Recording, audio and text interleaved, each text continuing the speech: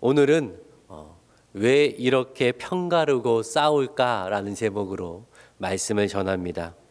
우리는 편가르고 싸우는 그런 일들을 목격하게 됩니다. 때로는 가정에서 아빠 편, 엄마 편으로 갈라져서 가정이 싸우기도 하고요. 교회가 목사 편, 장로 편으로 나뉘어져서 분열이 일어나기도 하고, 또 사회가 편을 가르고 싸우는 것들을 우리는 많이 보게 됩니다. 사실은 편 가르고 싸우는 거 우리 자신도 자유롭지는 못합니다. 우리가 그리스도의 제자로서 주님이 가르쳐 주신 것처럼 서로 사랑하고 주님의 평화를 전하고 연합된 공동체를 세워가기를 원하지만 원치 않게 편이 갈리고 또 그 가운데 싸우고 있는 나 자신을 발견할 때도 있다라는 거예요. 오늘은 편 가르고 싸우는 문제를 어떻게 신앙 가운데 극복해 나갈 것인가를 말씀을 드리려고 합니다. 그래서 편 가르고 싸우는 이 사회 속에서 주님이 몸소 보여주시고 가르쳐 주신 사랑과 포용과 연합의 삶을 실천하는 저와 여러분 되기를 주님의 이름으로 축복합니다. 아멘. 자, 오늘 본문을 보니까 예수님의 제자 요한이 예수님께 자랑스럽게 보고를 하나 합니다. 38절의 말씀을 우리 같이 한번 읽어볼까요? 시작. 선생님, 우리를 따르지 않는 어떤 자가 주의 이름으로 귀신을 내쫓는 것을 우리가 보고 우리를 따르지 아니함으로 금하였나이다. 자, 제자들이 우연히 어떤 사람이 예수님의 이름으로 귀신을 쫓아내는 것을 본 겁니다. 그런데 가만히 보니까 그 사람이 우리를 따르지 않는 사람, 즉 예수님의 제자 그룹에 속하지 않는 사람이었다라는 거예요. 그래서 그를 불러서 당신은 우리를 따르지 않기 때문에 예수님의 이름으로 귀신을 쫓아내면 안 됩니다라고 금하고 왔습니다. 이 이야기를 하는 겁니다. 여러분 생각해 보세요. 귀신에 사로잡혀 고통받던 사람이 자유함을 누리면 좋은 거 아닙니까?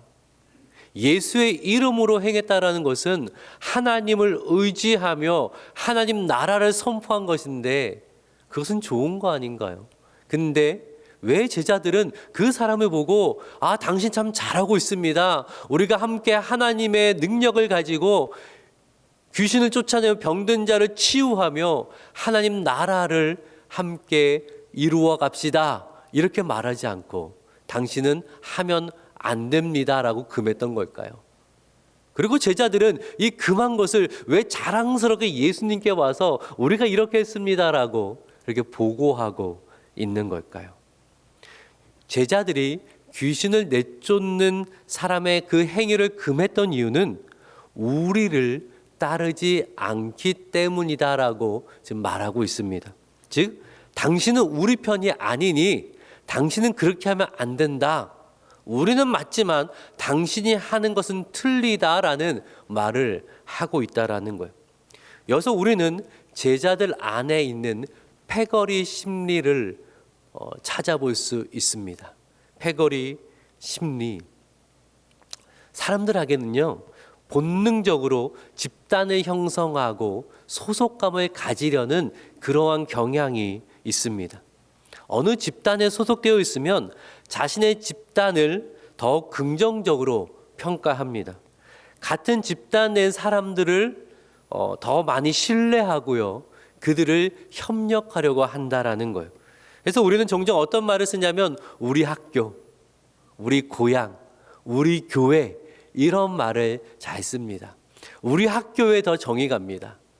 사회생활 하다가 우리 고향 사람 만나면 더 반갑고 더 도와주고 싶습니다. 우리 교회가 옆 교회보다 더 부흥되기를 우리는 원합니다. 이것이 패거리 심리가 가지는 한 현상입니다. 그리고 어떠한 또 현상을 가져오냐면 사람들이 군집할수록 많이 모일수록 감정이 더 격해집니다. 벌써 23년 지났죠. 2002년 한일 월드컵 경기의 그 열기를 여러분 기억하십니까?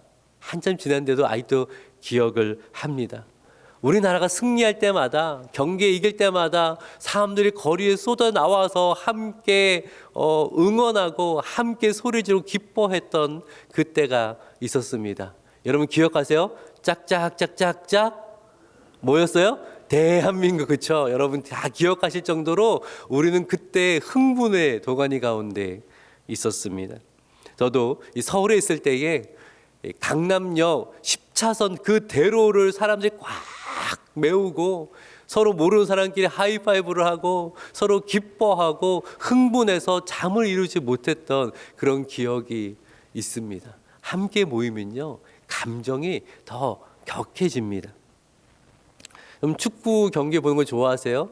집에서 편히 볼 수도 있고 경기장 가서 볼 수도 있잖아요. 뭘 더 선호하십니까? 사실 집에서 편히 보면 그게 좋은 장점이 많습니다. 이 텔레비전 통하여서 선수의 세세한 그 움직임을 포착할 수 있고요. 혹시 내가 놓친 장면에도 있으면 다시 볼 수도 있습니다. 경기장에 가면요, 사실 좀 불편해요. 의자도 불편하고 멀리서 보니까 세세한 움직임도 보이지 않고, 근데 사람들이 왜 돈을 주고 티켓 사서 경기장에 들어갑니까? 그 분위기가 있잖아요. 우리 선수가 골을 넣었을 때 같이 함성을 지르고 같이 좋아하고 같이 기뻐하고, 나 혼자 홀로 TV로 보는 것보다 경기장에서 보면 그 비교할 수 없는 흥분을 맛보게 되기 때문에 사람들은 시간을 내고 돈을 주고 경기장을 찾는 것입니다. 이 패거리 심리의 긍정적인 부분이 있어요. 여러분 아시죠? 뭉치면 살고 흩어지면 죽는다라고 말하잖아요. 함께 하면 서로에게 용기를 줍니다. 내 옆에 든든한 우군이 있으면 힘이 나요. 나 혼자면 못할 일인데 함께 있으니까 능히 해낼 때들이 많이 있습니다. 제가 지난 금요일에 함께 모임의 힘이 얼마나 큰지 실감을 했습니다. 지난 목요일 밤 금요일 새벽에 기록적인 폭설이 있었잖아요. 교회 이 주차장 눈이 얼마나 쌓였는지 한 15cm 이상은 쌓였던 것 같아요. 날씨가 따뜻해진다 하면 녹을 텐데 계속 춥다고 하니까 걱정이 되었습니다. 주일날 우리 성도님 오셔서 주차하셔야 되는데 주차장 이래서 어떻게 하나. 그래서 좀 시간이 되는 분들이 모여서 눈을 치우기로 한 겁니다.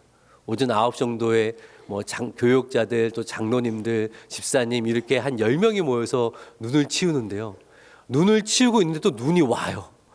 얼마나 마음이 답답하던지 이거 될까? 할 수 있을까? 라고 생각이 들어도 옆에서 할 수 있어요 목사님, 이거 빨리 치워야죠 하면서 같이 힘을 내자고 하는 거예요.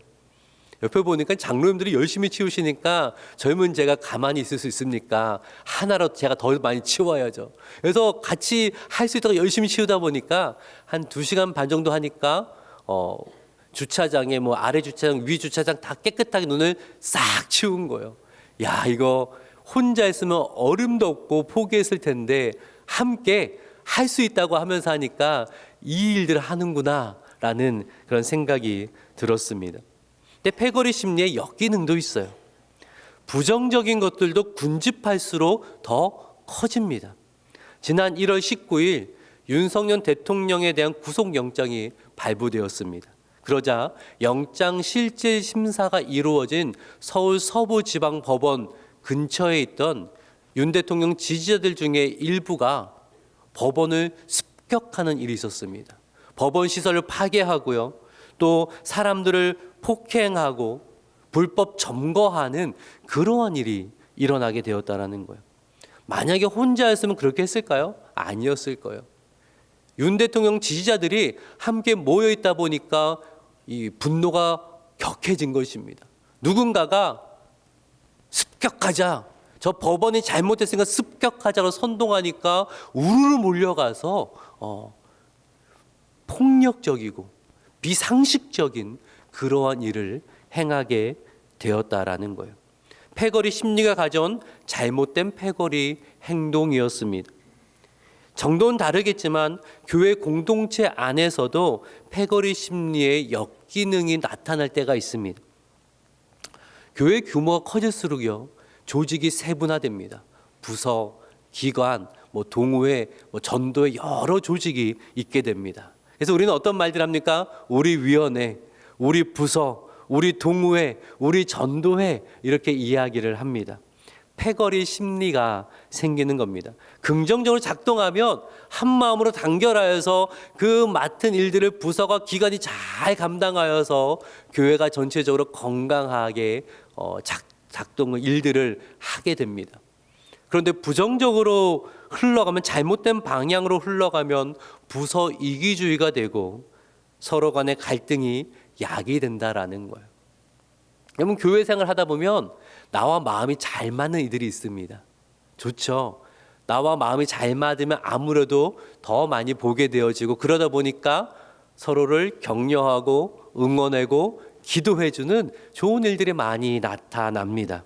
근데 이것이 잘못된 방향으로 흘러가면 편가르가 될 수 있습니다. 편가르기. 우리는 괜찮고 너희는 안 된다라는 거예요.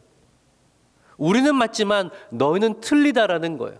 오늘 본문의 제자들이 보여준 거죠. 우리는 예수님의 이름으로 귀신을 내쳐도 되지만 너희는 안 된다. 너희가 하면 틀렸다. 선을 나누는 패거리 심리가 나타나게 된다라는 거예요. 이 편가르가 심화되면 교회 파벌이 생깁니다.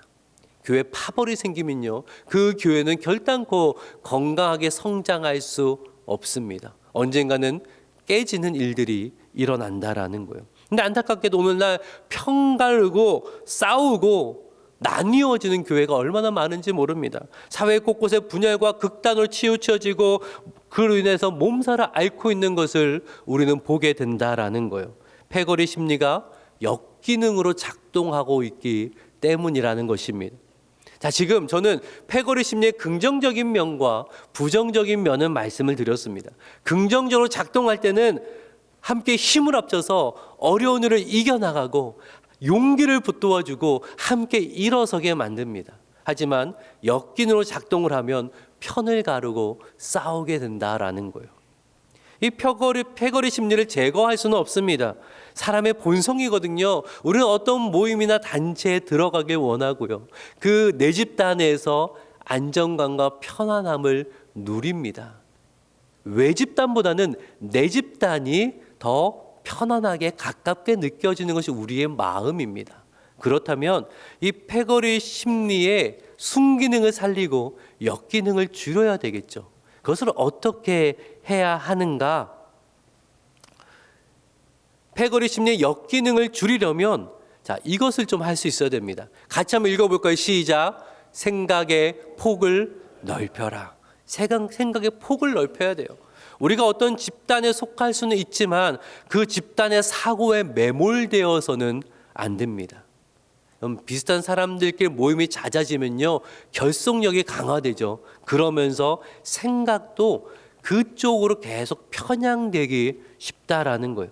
오늘날 소셜미디어와 스마트폰으로 인해 이런 편향이 더 심화되고 있습니다. 우리는요, 원하면 나와 비슷한 생각을 가진 사람들끼리 밤낮으로 소통할 수 있습니다. 그렇잖아요. 그리고 나와 비슷한 사람에게서 나온 정보를 계속 듣다 보면 내 생각이, 사고가 그쪽으로 편향되게 될 수 있다라는 거예요. 또 페이스북이나 유튜브 등의 플랫폼은요, 사용자의 관심사에 맞춘 컨텐츠를 추천합니다. 이 과정에서 사용자는 자신이 선호하는 정보만 접하고 반대하는 의견을 접할 기회가 점점 줄어듭니다. 내 생각의 폭이 좁아지게 된다라는 거예요. 그러다 보면 나는 옳고 당신은 틀렸다. 우리 편은 옳지만 당신네는 틀렸다라는 편가르기의 오류에 빠지게 되거든요. 이 오류에서 벗어나려면 생각의 폭을 넓힐 수 있어야 돼요. 내가 선호하지 않는 이야기도 들어볼 수 있고 비판적인 기준을 가지고 비판적인 사고를 할 수 있어야 된다라는 거예요. 그럼 어디에 기준을 둬야 되는가? 오늘 본문의 예수님은 이렇게 말씀을 하십니다. 39절과 40절의 말씀에 39절 제가 읽겠습니다. 예수께서 이르시되 금하지 말라. 내 이름을 의탁하여 능한 일을 행하고 즉시로 나를 비방할 자가 없느니라. 40절 있습니다. 시작. 우리를 위하는 자니라. 예수님 뭐라고 말씀하셨어요? 예수의 이름으로 귀신을 내쫓는 것은 예수님을 위하는 것이라는 거예요. 그러면 예수님의 제자 그룹에 속하지 않더라도 예수님을 위하면 곧 함께 할 수 있는 사람이다 라고 기준을 제시하셨습니다. 우리의 생각의 폭을 넓혀야 됩니다. 우리는 늘 저 사람은 우리 편인가를 묻는데, 그래서 우리 편이면 괜찮고 우리 편이 아니면 멀리하고 비판적인 자세를 취할 때가 있는데, 성경은 뭐라고 말씀하냐면 그가 우리 편인가를 묻기보다 먼저 그가 예수님 편인가, 그가 예수님을 위하고 있는가, 이것을 질문하라는 거예요. 그가 예수님 편에 서 있고 그가 예수님을 위하고 있다면 나와 좀 생각의 차이가 있어도 그의 말을 들어주고 그 차이를 인정할 수 있어야 된다라는 거예요. 예수님의 제자 중에 세리 마태도 있었고 열심당원 시몬도 있었습니다. 세리는요, 정부를 위하는 쪽에 있었고요, 열심당원은 정부를 반대하는 집단이었습니다. 그러니 마태와 시몬은 정치적인 입장이나 사회를 바라보는 시각, 문제를 풀어가는 방식들이 너무나 다른 사람입니다. 함께 어울리기 참 힘든 사람인데 이 두 사람은 평생의 친구가 되었고 동역자가 되었어요. 왜요? 예수님이란 공통 분모가 있기 때문이었습니다. 여러분, 성도는요, 예수님과 하나님 나라에 대한 충성이 정치를 비롯한 세상적인 목적에 대한 충성보다 항상 우선시 되어야 합니다.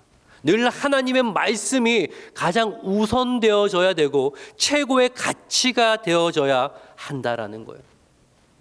우리는요, 정치적 입장 같지만 신앙이 다른 사람들보다도, 신앙은 같지만 정치적 입장이 다른 사람과 함께 하는 것을 더 즐거워해야 된다라는 거예요. 왜냐하면 예수님께서 둘 사이에 담을 허무셨거든요. 에베소서 2장 13절과 14절을 보죠. 13절 제가 있습니다.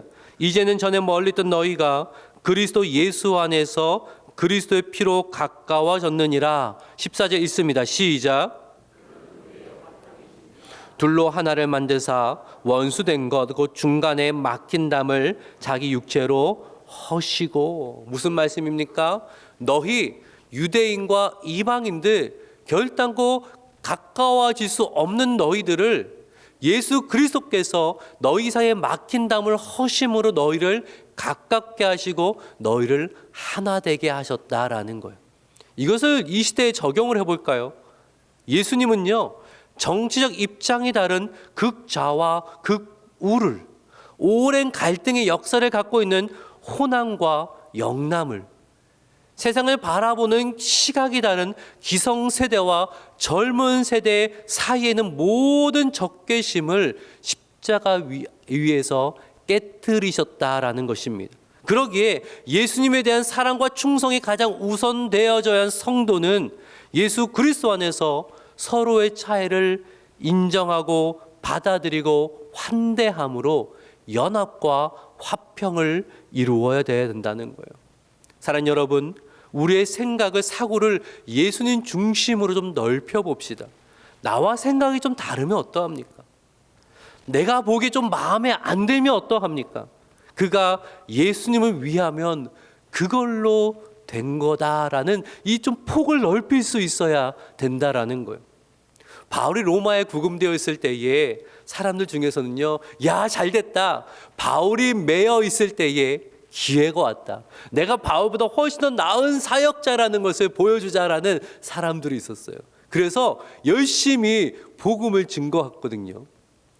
바울 쪽 사람들이 그 모습 보고 얼마나 화가 났겠어요. 바울에게 가서 선생님 어떻게 이럴 수가 있습니까 하면서 그 사람들의 이야기를 합니다. 그땐 바울이 뭐라고 한지 아세요? 빌립보서 1장 18절의 말씀 같이 한번 읽어볼게요. 시작. 거칠애로 하나 참으로 하나 무슨 방도로 하든지 전파되는 것은 그리스도니 이로써 나는 기뻐하고 또한 기뻐하리라. 그럼 바울도 사람인데 그들의 동기가 얄밉지 않겠습니까? 어떻게 그럴 수 있냐? 오늘 본문의 제자들이 말했던 것처럼 가서 그들의 행위를 금하라라고 말할 수 있을 법한데 바울은 그렇게 하지 않습니다. 기뻐한다라고 합니다. 왜 기뻐해요? 복음을 전하는 행위가 사람들 눈에 가식적으로 보이든 진실되게 보이든 중요한 것은 복음이 증거되는 거 아니냐. 우리 예수님이 이익을 보고 있는 거 아니냐. 그들도 예수님을 위해서 복음을 전하고 있으니 나와는 좀 멀리 있어도 괜찮다. 나는 메인 상황에서 예수님을 위하고 있고 그들은 자유롭게 복음을 전하며 예수님을 위하고 있으니 우리는 서로를 받을 수 있고 서로를 인정하고 서로를 용납할 수 있는 거다. 이 이야기를 하고 있다라는 거죠. 세례 요한 생각해 보세요. 얼마나 생각의 폭이 넓은지 모릅니다. 어느 날 세례 요한의 제자들이 가까이 보이지가 않아요. 알고 보니까 예수님을 따르고 있는 거예요. 섭섭하지 않겠어요? 근데 세례 요한은 뭐라고 말합니까? 나는 쇠하고 예수님이 흥해야 합니다. 예수님이 잘 되면 그걸로 된 겁니다. 예수님이 흥하면 그걸로 된 겁니다. 내 제자가 예수님께 가서 예수님 흥하면 나는 괜찮습니다 라고 그는 말하고 있어요. 여러분, 내가 좀 손해보면 어떠합니까? 공동체에서 내 영향력이 좀 줄어들면 또 어떠합니까? 우리 교회보다 옆 교회가 좀 부흥하면 그것도 어떠합니까?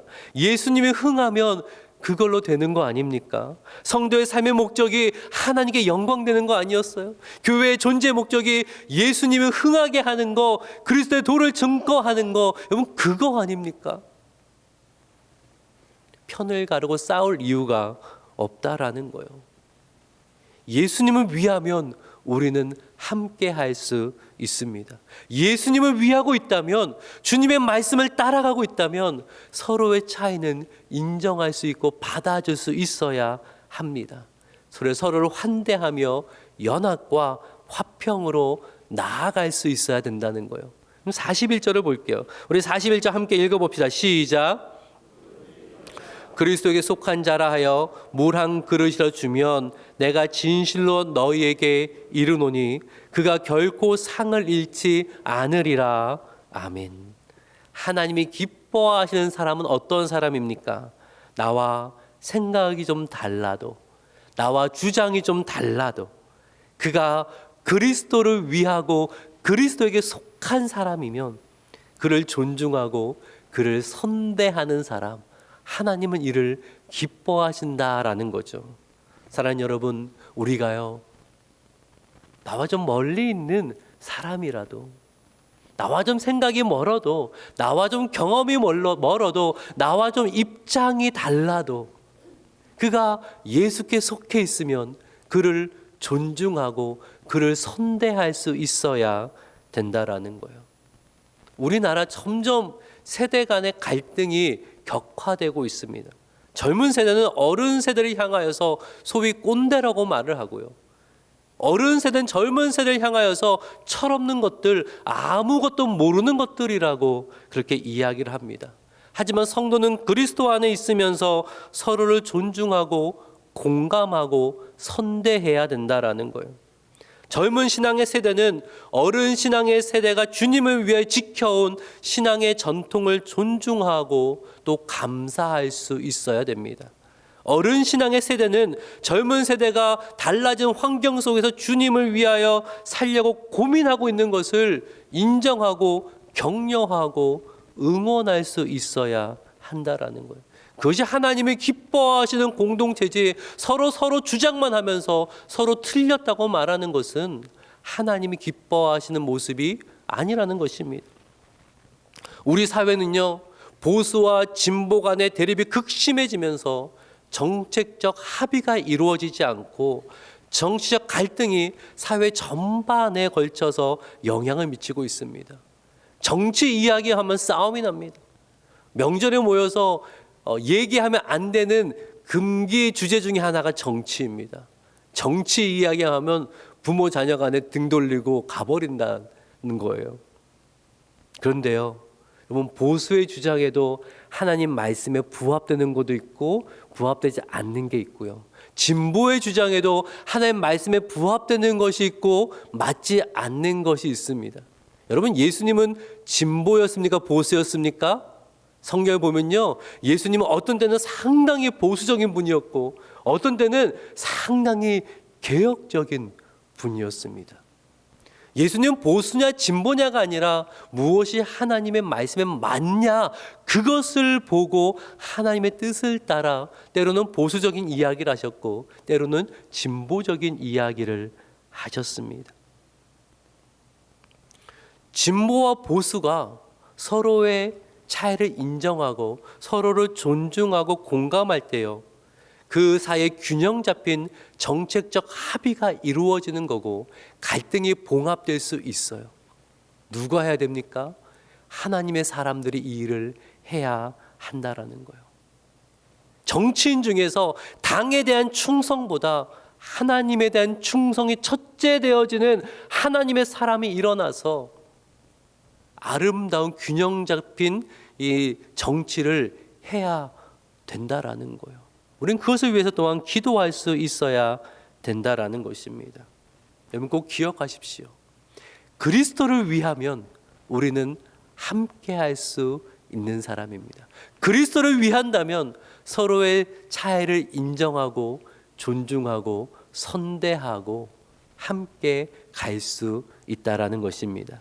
말씀을 마치죠. 오늘은 왜 이렇게 편가르고 싸울까라는 그 질문을 가지고 오늘 말씀을 전했습니다.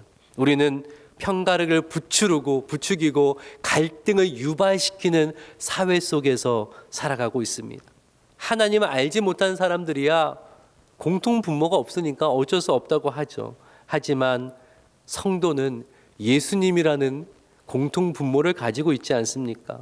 우리는 예수님을 위하는 삶을 살아가는 사람이 아닙니까? 하나님의 영광을 위해 사는 사람들이 아닙니까? 그러기에 우리의 사고를 예수님 중심으로 좀 넓혀야 된다라는 것입니다. 좀 나와 달라도 예수님을 위하고 있으면 함께 할 수 있다라는 거예요. 예수님을 위한다는 공통의 목적이 있으니까 서로의 차이를 인정하고 서로를 환대하고 존중하고 선대할 수 있어야 합니다. 서로를 위해 기도할 수 있어야 되고 서로를 축복할 수 있어야 됩니다. 그것이 하나님이 기뻐하시는 그리스도인의 삶의 모습입니다. 오늘 말씀을 꼭 기억하셔서 우리의 가정을, 우리의 교회를, 더 나아가 우리의 사회를 주님 가르쳐 주신 연합과 화평의 공동체로 세워가는 저와 여러분 되기를 주님의 이름으로 축복합니다. 아멘. 기도하겠습니다.